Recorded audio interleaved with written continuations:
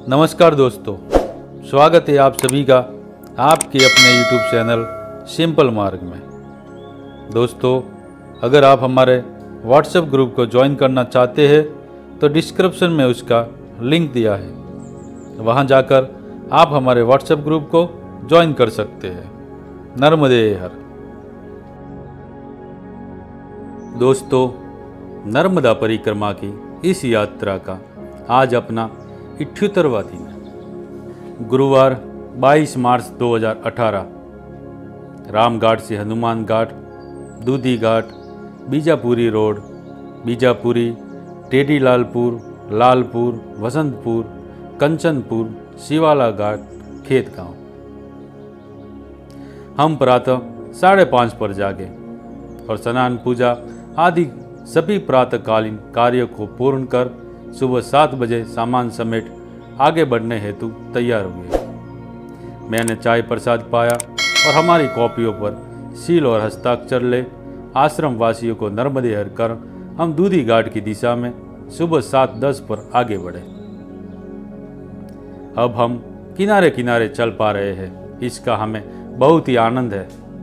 सुबह का सुनहरा मौसम अनायास ही हमारी तेज चल पाने की गति में सहायक है। साथ ही हल्की धूप और थोड़ी ठंडी हवाएं हमें जल्दी ना थकाने में मददगार भी है। हमने 8 बजे विश्राम के दौरान कुछ बिस्किट खाए और फिर पुनः आगे बढ़े।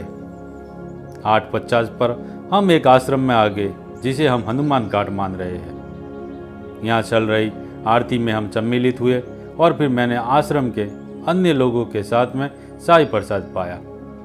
इस आश्रम का संचालन ब्राह्मण बाबा जी करते हैं। प्रातः 9:15 पर हम इस स्थान से आगे बढ़े और फिर चलते हुए कुछ घने बरगद के पेड़ों के समूह के पास हमने सामने के तट पर एक बहुत ही सुंदर सफ़ेद रंग में रंगे पक्के घाट को देखा। कितना विलोभनीय सा दृश्य। कुछ ग्रामीण स्नान कर रहे हैं, कुछ बच्चे पानी में मौज मस्ती। ऊपर मंदिरों से सुनाई देती घंटियों की टीन टीन टीन, मंत्रोच्चार और आरती आदि का मिश्रित स्वर किसी अन्य ही भावलोक में ले जाने में सहायक ऐसा सारा वातावरण। पर यह सब सामने के दक्षिण तट पर है, जहाँ हमें पहुँचने में काफ़ी समय शेष है। भविष्य की यात्रा पर गए मन को पुनः वर्तमान में लाकर हमने यहाँ कुछ देर सुस्ताने के बाद आगे का मार्ग क्रमण शुरू किया। ग्रामीणों के बताए हुए रास्ते अक्सर ही किनारों से दूर होते हैं। उसी क्रम में हम भी उजड़ी हुई ग्रामीण सड़क पर अब आगे चल रहे हैं। सुबह के 11 बजे हम एक ग्रामीण दुकान में रुके, जहां हमने कुछ पकोड़े खाए और मैंने चाय पी। जानकारी पाकर हम आनंदित हुए क्योंकि अब हम अनूपपुर जिले में आ गए हैं। यहाँ के सारे ही रास्ते बहुत ही लंबे, घुमावदार और भूल भुलैयों जैसे लग रहे हैं। हम सुबह से अब तक बहुत अधिक चल चुके हैं, ऐसा हम मान रहे हैं, पर पुस्तक का कहना है कि हमने प्रातः से अब तक के 4 घंटों में केवल 12 किलोमीटर की दूरी ही तय की है। ऐसे ही रास्तों पर चलते हुए हम बीजापुरी दोपहर 1:30 बजे और इसके आगे खेतों के अंदरूनी रास्तों पर चलते हुए टेढ़ीलालपुर दोपहर 2:15 बजे पहुँचे। इन रास्तों पर चलना बहुत ही कष्टकर और थका देने वाला, बहुत ही बोरिंग सा लगता रहा। इसका मुख्य कारण यह था कि हम समझ ही नहीं पा रहे थे कि हम किस दिशा में जा रहे हैं और माँ नर्मदा जी कहाँ प्रवाहित है। बस किसी मशीन के पुर्जों की भांति हम ग्रामीणों के बताए हुए इन सूने वीराने उजड़े से रास्तों पर आगे बढ़ रहे हैं। सूर्य देवता भी अपना कृपा प्रसाद हमें खुले हाथों से दे रहे हैं, जिससे और अधिक थकान लग रही है। ऐसे ही चलते हुए हम लालपुर आए और फिर थोड़े पक्के डामरी रास्ते पर चलकर 3:30 बजे बसंतपुर। यहाँ से हमने रास्ता बदल दिया और अंदरूनी खेतों के बीच के मार्ग से चलकर शाम 4:30 बजे कंचनपुर। यहाँ कुछ देर सुस्ताने के बाद हमने थोड़ी दूर से परिक्रमा वासियों के एक समूह को आगे जाते हुए देखा।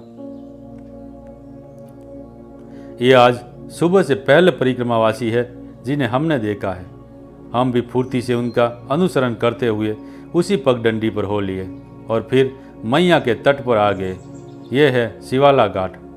हमने आश्रम में ना जाकर पहले मैया के तट पर पहुंच स्नान किया।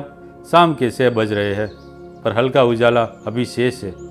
या भी हमें वो महाराष्ट्र के जोगी टिकरिया वाले बुजुर्ग परिक्रमावासी दिखे, जो नर्मदा माई के प्रति कुछ उल्टी सीधी बातें बोल रहे हैं, जिसका हम सभी उपस्थितों को क्रोध आ रहा है। पर कोई भी उनसे अकारण ही विवाद करने का इच्छुक नहीं। वैसे भी उनकी ये बातें किसी परिक्रमावासी को शोभा दे ऐसी कतई नहीं है। पर हम भी विवाद करके क्यों परिक्रमावासी के आचरण पर कलंक लगाए। मैया का पात्र यहाँ पर अत्यधिक संकरा है। मुश्किल से 7-8 कदम। घाट काली चट्टानों का है, पर पानी जितना भी है सहज प्राकृतिक रूप से प्रवाहित है। कल कर निनाद कर रहा है, मानो हम सभी को आशीर्वाद दे रहा हो। हम स्नान के बाद ऊपर आश्रम में आ गए। यहाँ विद्युत की कोई सुविधा नहीं है। सारे काम अंधेरे में ही कुछ छोटे मिट्टी तेल के दीपकों की सहायता से ही करना है।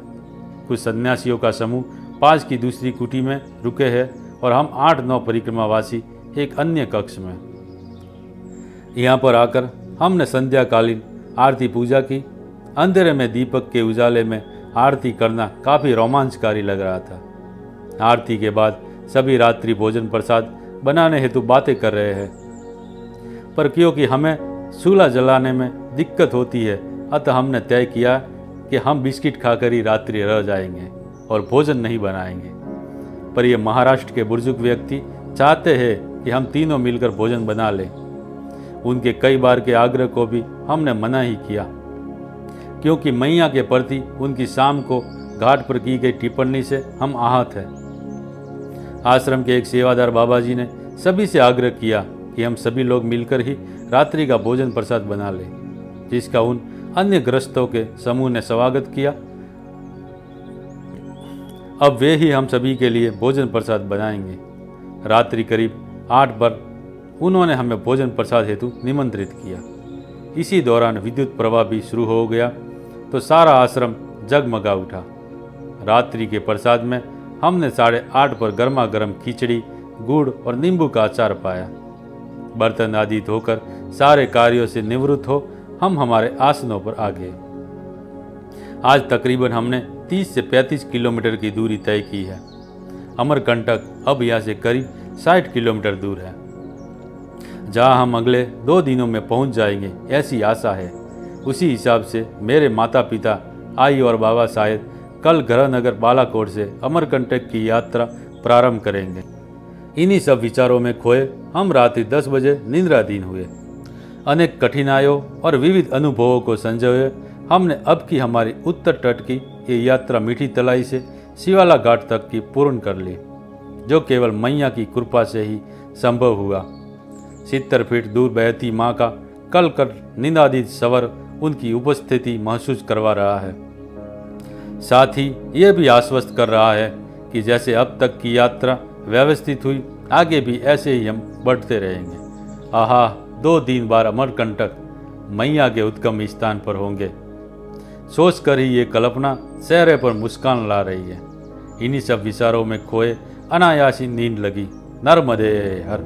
दोस्तों, अगर आपको हमारा वीडियो अच्छा लगा हो तो लाइक करें, अपने मित्रों में शेयर करें और हमारे चैनल को सब्सक्राइब जरूर करें। नर्मदे हर।